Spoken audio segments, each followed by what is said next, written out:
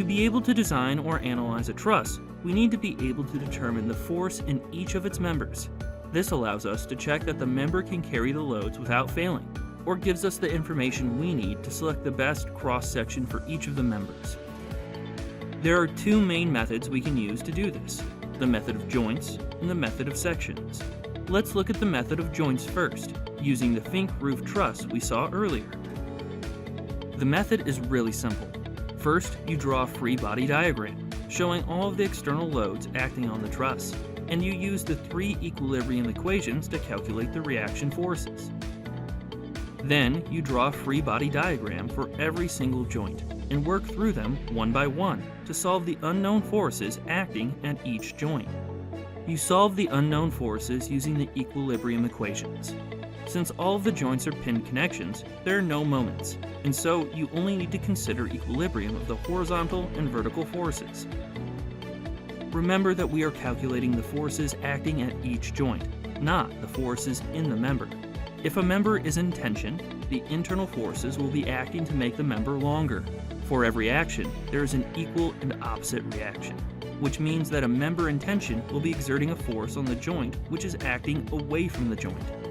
For members in compression, the force will be acting towards the joint.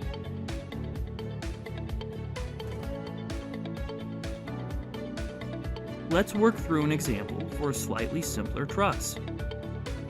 First, let's draw the free body diagram and determine the reaction forces using our three equilibrium equations.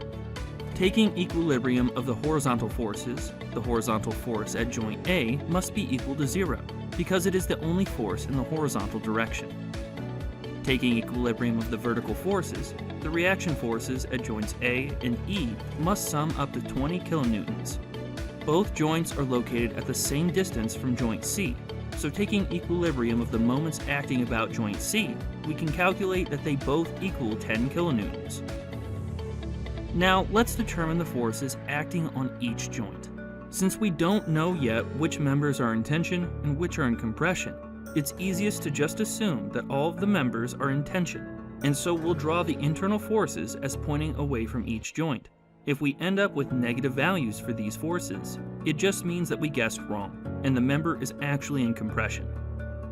Now we can work through each of the joints, starting with joint A. Analyzing trusses involves a lot of resolving forces to different angles. So if you want to be good at it, you're going to need to remember your trigonometry. Here's a quick reminder.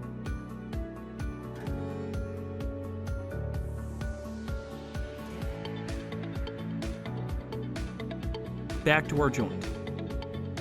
All we have to do is apply the equilibrium equations to determine the unknown forces at joint A. Taking equilibrium of the vertical forces, the 10 kilonewton reaction force must balance the vertical component of the force FAB, and so we can calculate FAB as negative 10 divided by sine of the angle of 60 degrees.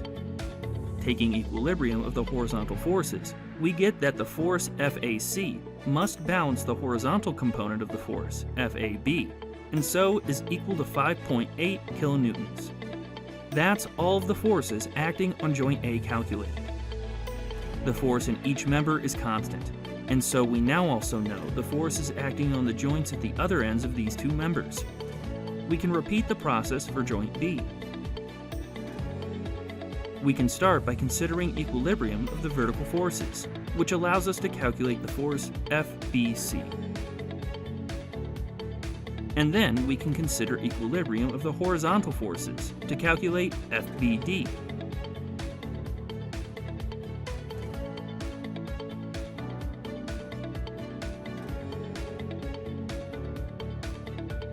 We then need to work through all of the remaining joints, but we can save a bit of time by noticing that the truss and the applied loads have an axis of symmetry, and so the forces on the other side of the truss must be identical. That gives us all of the forces at the joints. We can show which members are in tension and which are in compression, like this. One thing you'll notice as you analyze trusses is that some members don't carry any loads at all. We call these zero force members. There are two main configurations where we have zero force members. The first is where we have 3 members connected at a single joint, and 2 of the members are aligned.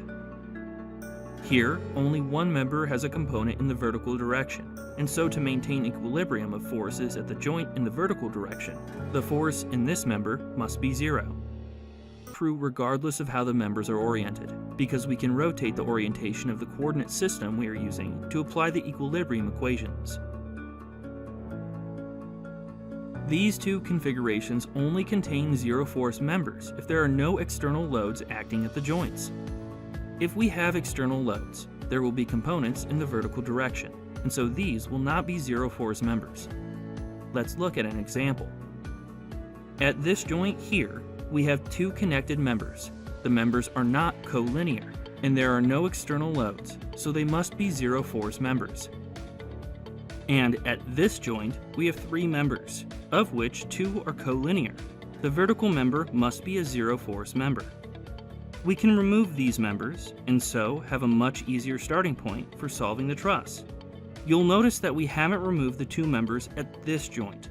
That is because there is an external load acting here, and so these can't be zero force members. You might be wondering why anyone would bother including zero force members in a truss if they carry no loads. They are definitely not useless. They are usually included to provide stability. For example, to prevent buckling of long members which are under compression, or they may be used to make sure that unexpected loads won't cause the structure to fail. We've covered the method of joints. Let's look at the other method we can use to solve trusses.